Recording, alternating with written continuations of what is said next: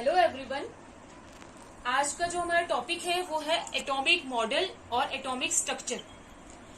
तो पहले हमने पढ़ी है, अभी साइंटिस्ट ने इलेक्ट्रॉन की डिस्कवरी भी कर दी है, डिस्कवरी ऑफ इलेक्ट्रॉन, और प्रोटॉन की डिस्कवरी भी उन्होंने कर दी है। अब नेक्स्ट स्टेप क्या होगा, इन्होंने देखा कि एटम के अंदर, ये हमारे पास एक एटम है जो स्फेरिकल शेप में होता है, उसके अंदर क्या है, इलेक्ट्रॉन्स भी है और उसके अंदर प्रोटॉन्स भी है। अब नेक्स्ट स्टेप क्या होगा कि एटम के अंदर ये जो इलेक्ट्रॉन्स और प्रोटॉन्स हैं वो कैसे अरेंज्ड हैं, और कितने इलेक्ट्रॉन्स और कितने प्रोटॉन्स जो हमारे पास प्रेजेंट हैं और क्यों कौन कौन सी जगह में प्रेजेंट है, मतलब इनका अरेंजमेंट क्या है, वो ही होता है क्या, एक एटम का स्ट्रक्चर। ये सभी चीजें ही हमें एटम के स्ट्रक्चर के बारे में बताएंगे। तो नेक्स्ट स्टेप क्या है, इनकी डिस्कवरी के बाद हमें एटम का क्या पता करना है कि एटम का स्ट्रक्चर कैसा होता है। ये जो हमारे पास इलेक्ट्रॉन्स और प्रोटॉन्स जो एटम में प्रेजेंट होते हैं, ये एटम में कैसे प्रेजेंट होते हैं, कौन कौन सी जगह में प्रेजेंट होते हैं। तो मतलब हमारे पास एक एटॉमिक मॉडल क्या होता है, एक एटॉमिक मॉडल हमारे पास होता है जो हमें क्या बताता है कि स्ट्रक्चर ऑफ एटम कैसा होता है और उसके अंदर जो अरेंजमेंट है एटम के अंदर, जो ये हमारे पास पार्टिकल्स प्रेजेंट हैं, इनको हम क्या बोलते हैं, सब एटॉमिक पार्टिकल्स, सब एटॉमिक पार्टिकल्स। तो इसका मतलब ये है कि एटॉमिक मॉडल जो है वो हमें क्या बताएगा कि एटम का स्ट्रक्चर कैसा है और इसके अंदर जो सब एटॉमिक पार्टिकल्स हैं इनकी अरेंजमेंट कैसी है, अरेंजमेंट ऑफ सब एटॉमिक पार्टिकल्स।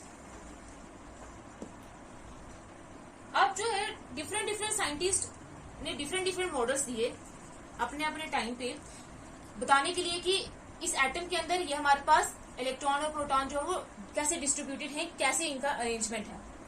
तो हम एक एक करके पढ़ेंगे, लेकिन अभी हमें यह पता करना है कि एक एटॉमिक मॉडल देने की, एटॉमिक स्ट्रक्चर देने की जरूरत क्या है। तो नीड फॉर एटॉमिक मॉडल,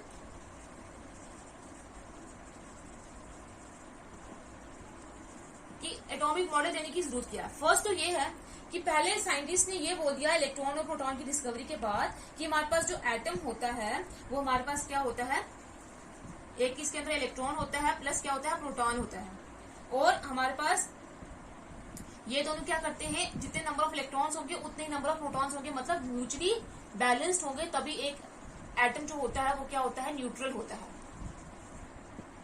अब इन्होंने ये तो बोल दिया, लेकिन अब हमें इनका अरेंजमेंट देखना है कि कैसे ये एक एटम को न्यूट्रल जो है वो बनाते हैं।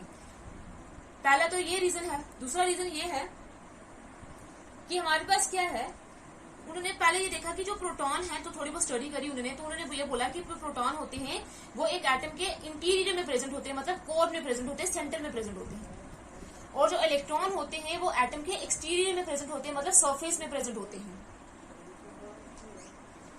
और एटम, ये जो हमारे पास इलेक्ट्रॉन होते हैं इनको हम इजिली पील ऑफ कर सकते हैं, मतलब इजिली हम निकाल सकते हैं। ये उन्होंने बोल दिया। अब उन्होंने बोला तो सही, लेकिन हमें पता तो नहीं है कि कैसे हम इलेक्ट्रॉन जो है वो प्रेजेंट कहाँ पे होते हैं, सच में एक्सटीरियर में प्रेजेंट होते हैं। तो इसीलिए जो है हमें एटॉमिक मॉडल की जरूरत पड़ी। अब एक्सटीरियर और इंटीरियर का मतलब ये है, कहाँ से उन्होंने ये बोला कि जो प्रोटॉन है वो इंटीरियर में प्रेजेंट होते हैं और जो इलेक्ट्रॉन है वो एक्सटीरियर में प्रेजेंट होते हैं। अगर हमारे पास कोई भी केमिकल रिएक्शन होती है तो उसमें एटम पार्टिसिपेट करता है। तो एटम जब केमिकल रिएक्शन करते हैं, या तो वो इलेक्ट्रॉन को लूज करेगा या फिर वो इलेक्ट्रॉन को क्या करेगा, गेन करेगा। ये दो चीजें ही हो सकती है, या फिर शेयरिंग भी हो सकती है। तो कोई भी केमिकल रिएक्शन जब एटम परफॉर्म करता है तो उसमें कौन पार्टिसिपेट करते हैं, इलेक्ट्रॉन। जो प्रोटॉन होते हैं वो किसी भी केमिकल रिएक्शन में पार्टिसिपेट नहीं करते हैं। किसी भी केमिकल रिएक्शन का जो है वो इफेक्ट प्रोटॉन पे नहीं होता, वो इफेक्ट किस पे होता है, इलेक्ट्रॉन पे। या फिर कोई भी इलेक्ट्रॉन वो लूज करेंगे, या इलेक्ट्रॉन क्या कर सकते हैं, गेन भी कर सकते हैं और शेयर भी कर सकते हैं। अब या तो लूज तब करेंगे या गेन तब करेंगे, शेयर कब करेंगे, जब इलेक्ट्रॉन जो है वो कहाँ प्रेजेंट होंगे, बाहर प्रेजेंट होंगे, एक्सटीरियर में प्रेजेंट होंगे, ताकि हम इनको इजिली क्या कर सके, इजिली इलेक्ट्रॉन जो है वो लूज कर सके और इजिली इलेक्ट्रॉन को गेन कर सकते हैं या शेयर कर सके। तो इसका मतलब ये है कि इसका मतलब कि जो इलेक्ट्रॉन है वो एक्सटीरियर में ही प्रेजेंट होंगे, जिसकी वजह से हम एक इलेक्ट्रॉन को लूज भी कर सकते हैं केमिकल रिएक्शन में, गेन भी कर सकते हैं और शेयर भी कर सकते हैं। तो यहाँ से उन्होंने बोला कि जो प्रोटॉन होते हैं वो इंटीरियर में प्रेजेंट होते हैं और जो इलेक्ट्रॉन होते हैं वो एक्सटीरियर में प्रेजेंट होते हैं। अब हमारे पास डिफरेंट साइंटिस्ट आए, उन्होंने डिफरेंट मॉडल दिए एटम के स्ट्रक्चर को एक्सप्लेन करने के लिए। जो फर्स्ट हमारे पास मॉडल था वो था Thomson model of an atom, Thomson's model of an atom. Thomson हमारे पास फर्स्ट साइंटिस्ट था जिसने एटम का मॉडल दिया था, एटॉमिक स्ट्रक्चर के बारे में उसने कुछ एक्सप्लेनेशन दी थी। और ये हमारा फर्स्ट साइंटिस्ट था जिसने जो फर्स्ट सब एटॉमिक पार्टिकल था जो डिस्कवर हुआ था एटम का, वो इलेक्ट्रॉन, वो इसी थॉमसन ने डिस्कवर करा था। नाम जो इलेक्ट्रॉन है वो इसने नहीं दिया था, लेकिन इसने जो हमारे पास नाम जो इलेक्ट्रॉन है वो स्टोन ने नहीं दिया था, लेकिन उसने ये डिस्कवर कर दिया था कि हमारे पास कैथोड रेस होती है, उनके अंदर नेगेटिव चार्ज पार्टिकल्स होते हैं। तो ये थॉमसन फर्स्ट साइंटिस्ट था जिसने इसकी डिस्कवरी करी थी। और थॉमसन ही फर्स्ट साइंटिस्ट था जिसने एटम के स्ट्रक्चर के बारे में स्टडी करना स्टार्ट करा था। उसने फर्स्ट जो मॉडल था एटम का दिया था। तो थॉमसन ने ये बोला, ये जो Thompson model of an atom है इसको हम क्या बोलते हैं, रेजिन पुडिंग मॉडल भी बोलते हैं, और इसको हम वाटरमेलन मॉडल भी बोलते हैं। तो वो जो स्टडी कर रहा था तो उसने देखा, हमें पता है कि जो हमारे पास एटम होता है वो स्फेरिकल टाइप होता है। तो उसने बोला कि इनकी ये जो प्रोटॉन और इलेक्ट्रॉन की अरेंजमेंट क्या होती है इस एटम में। जैसे हमारे पास क्या होता है, एक वाटरमेलन होता है और एक रेजिन पुडिंग मॉडल होता है, केक होता है। जैसे हमारे पास क्रिसमस केक होता है जिसमें ये मफिन्स के टाइप का ऐसे ये जो पूरा पोर्शन है ये ब्रेड वाला पार्ट है, और इसके अंदर जो हमारे पास नट्स होंगे, जो ड्राई फ्रूट्स होंगे, वो हमारे पास इसके बीच में ऐसे प्लेस्ड होते हैं। ये या फिर उसने बोला कि ये या तो वाटरमेलन मॉडल भी इसको बोल सकते हैं कि जैसे वाटरमेलन होता है, ये हमारे पास वाटरमेलन है, जैसे वाटरमेलन में ये जो रेड वाला पार्ट है और उसके अंदर जो ब्लैक कलर के सीड्स होते हैं ये। तो उसने अपना जो मॉडल है एटम का, जो मॉडल है उसको कंपेयर किया वाटरमेलन से और इस केक से। उसने ये बात बोली कि जैसे हमारे पास जो केक होता है उसके अंदर ये जो ब्रेड वाला पार्ट है उसके अंदर ये क्या होता है, ड्राई फ्रूट जो होते हैं वो एम्बेब्ड होते हैं, दबे हुए होते हैं। वैसे ही एक एटम जो होता है वो इसी स्फेरिकल लाइक होता है, जिसमें ये जो ब्रेड वाला पार्ट होता है वो पॉजिटिव पार्ट होता है, और ये जो ड्राई फ्रूट्स हैं जो बीच में, वो जैसे इलेक्ट्रॉन्स, जो हमारे पास ड्राई फ्रूट्स जो हैं इन्हीं की तरह जो इलेक्ट्रॉन्स होते हैं वो क्या करते हैं, वैसे ही पॉजिटिव पार्ट के अंदर एम्बेब्ड हुए होते हैं, घुसे हुए होते हैं। एक उसने इसके साथ कंपेयर करा, दूसरा उसने कंपेयर करा वाटरमेलन के साथ। वाटरमेलन में उसने ये बोला कि जैसे हमारे पास वाटरमेलन होता है, जो रेड वाला पार्ट है उसको हम बोलेंगे वो हमारे पास क्या होता है, पॉजिटिव पार्ट है।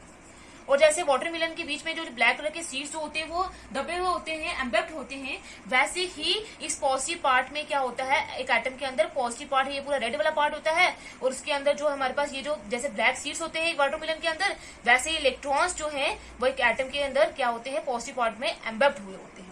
इसीलिए इसकी जो Thompson model of an atom है इसको हम रेजिन पुडिंग मॉडल भी बोलते हैं, और या फिर इसको हम वाटरमेलन मॉडल भी बोलते हैं।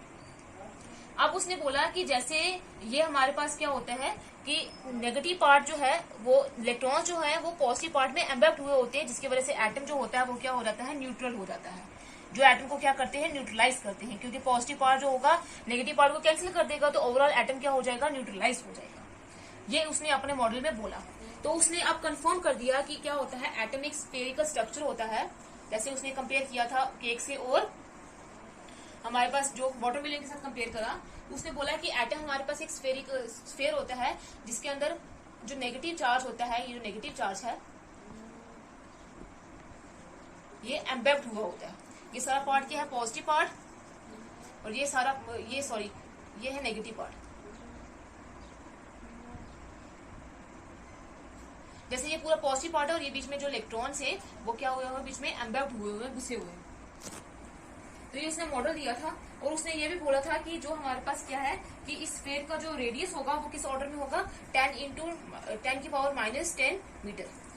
इस रेंज में इस जो स्फेयर होगा इसका रेडियस होगा। तो मतलब देख लो कि एटम हमारे पास कितना स्मॉल पार्टिकल होगा, इसका रेडियस 10⁻⁻10 मीटर के बराबर है। Thompson model of an atom में उसने कंपेयर किया कि हमारे पास जैसे वाटरमेलन स्फेयर होता है वैसे एटम भी स्फेयर होता है। जैसे उसके अंदर रेड पार्ट होता है, और जैसे केक के अंदर ब्रेड वाला पार्ट होता है, वैसे इसके अंदर पॉजिटिव पार्ट होता है। और जैसे वाटरमेलन और केक में, वाटरमेलन में सीड्स, ब्लैक कलर के सीड्स, और जो केक में जो ड्राई फ्रूट्स होते हैं वैसे एम्बेब्ड हुए होते हैं, वैसे एक एटम के अंदर जो इलेक्ट्रॉन है, जो नेगेटिव चार्ज है, वो एम्बेब्ड हुआ होता है। ये था किसका मॉडल, थॉमसन मॉडल था। लेकिन अब इस थॉमसन मॉडल की जो थी वो साइंटिफिक जो थी वो उसके ऊपर जो नॉलेज थी उसके ऊपर ये बेस नहीं था इसका मॉडल। पर इसने ये दो चीजें बता दी कि पॉजिटिव वाली चार्ज स्फीयर होता है, पॉजिटिव वाली charge sphere in which electrons are embed, ये बोला उसने। सेकंड उसने ये बोला कि एटम जो है वो इलेक्ट्रिकली न्यूट्रल होगा, क्योंकि एटम जो है ओवरऑल न्यूट्रल होता है, क्योंकि इसमें दोनों में पॉजिटिव चार्ज भी होता है, पॉजिटिव चार्ज पार्टिकल्स भी होते हैं और नेगेटिव चार्ज पार्टिकल्स भी होते हैं, जिसने ओवरऑल एटम को क्या बनाया होता है, न्यूट्रल बनाया होता है। और जितना पॉजिटिव चार्ज होगा उतना ही नेगेटिव चार्ज होगा, ये इक्वली मैग्नीट्यूड होंगे, जितना ही पॉजिटिव चार्ज होगा उतना ही क्या होगा, नेगेटिव चार्ज होगा। ये दो बातें किसने कंफर्म कर दी, थॉमसन ने। और इसने अपने किसके साथ इसको एक्सप्लेन किया था, किसकी एग्जांपल लेके, वाटरमेलन की और ये क्रिसमस केक की। अब इसने ये सब तो एक्सप्लेन कर दिया, पर इसकी जो नॉलेज थी, ये जो उसने हमें बताया, ये इसकी किसी भी एक्सपेरिमेंटल बेस नहीं थी, ये साइंटिफिक जो नॉलेज, साइंटिफिक नॉलेज के ऊपर बेस नहीं था। इसने ऐसे ही ये इसके साथ एक्सप्लेन किया, इसके साथ इसको कंपेयर करके अपना मॉडल दे दिया, जिसकी वजह से बाद में जो डिफरेंट टाइम पे डिफरेंट साइंटिस्ट आए, उन्होंने भी एटॉमिक स्ट्रक्चर के बारे में डिफरेंट मॉडल्स दिए। तो उसमें उन्होंने इस जो Thompson model of an atom है, इसको कम्प्लीटली क्या कर दिया, रिजेक्ट कर दिया। पहले जब तक थोड़ी देर तक हम इस मॉडल को मानते भी थे, थॉमसन मॉडल को, लेकिन उसके बाद जब नई नई डिस्कवरीज और हुई तो इस मॉडल को रिजेक्ट कर दिया गया। और इसकी ड्रॉबैक्स क्या है, क्या लिमिटेशन है, जिसकी वजह से इसको क्या कर दिया गया, रिजेक्ट कर दिया गया कि ये एटम की स्टेबिलिटी को एक्सप्लेन नहीं कर पाया। Do not explain the stability of atom. Stability of atom का मतलब ये है कि कभी कभार क्या होता है, कोई एटम जो है वो इलेक्ट्रॉन रिमूव करेगा भी, और कोई एटम जो होता है इतना स्टेबल होता है कि वो ना तो अपने इलेक्ट्रॉन रिमूव करता है, ना तो इलेक्ट्रॉन गेन करता है। तो उसकी स्टेबिलिटी के बारे में इसने नहीं बताया था कि एटम की स्टेबिलिटी कैसे होती है। नेक्स्ट जो उसका ड्रॉबैक ये था कि वो, अब हमने देखा कि एटम जो है उसके अंदर काइनेटिक एनर्जी भी होती है और पोटेंशियल एनर्जी भी होती है। मतलब जो टोटल एनर्जी होती है एक एटम के अंदर, वो किसके बराबर होती है, काइनेटिक एनर्जी भी होती है और पोटेंशियल एनर्जी भी होती है। अब ये जो काइनेटिक एनर्जी आएगी, अब इसके अंदर इसने पार्टिकल्स बोले कौन से, प्रोटॉन्स और इलेक्ट्रॉन्स। लेकिन अगर ये इसका मॉडल माना जाए तो जैसे अगर वाटरमेलन की एग्जांपल ले जाए, तो वाटरमेलन के अंदर जो ये सीड्स हैं, वाटरमेलन को जो रेड वाला पार्ट है वो मूव तो नहीं करता। काइनेटिक एनर्जी क्या होती है, एनर्जी जो possessed by substance due to its motion. तो मोशन की वजह से जो एनर्जी होती है उसको हम काइनेटिक एनर्जी बोलते हैं। पर इसने एटम के अंदर तो एक्सप्लेन करा नहीं कि कोई मोशन करता भी है, कि अगर इसको मॉडल मानते हैं तो वाटरमेलन में अगर हम एग्जांपल लेते हैं तो ये वाटरमेलन का जो रेड वाला पार्ट है वो तो मोशन शो करता ही नहीं है, वो तो मूव नहीं करता, और जो हमारे पास लीव्स होते हैं वो भी मूव नहीं करते हैं। तो अगर हम वैसे ही अगर इसका मॉडल मानेंगे तो इसका मतलब ये है कि मूव करने वाला कोई सब्सटेंस इसमें प्रेजेंट ही नहीं है एटम में, तो उसमें काइनेटिक एनर्जी और पोटेंशियल एनर्जी किधर से आएगी। लेकिन एटम में तो काइनेटिक एनर्जी और पोटेंशियल एनर्जी दोनों होती है। तो ये जो चीज है ये एक्सप्लेन नहीं कर पाया था, इसलिए जो हमारे पास थॉमसन मॉडल था उसको हमने क्या कर दिया, रिजेक्ट कर दिया। उसके बाद नए और मॉडल आए जो हम नेक्स्ट डिस्कस करेंगे। लेकिन अभी जो है थॉमसन मॉडल जो है वो क्या कर दिया, रिजेक्ट कर दिया गया, क्योंकि ये कुछ चीजें था वो एक्सप्लेन नहीं कर पाया था।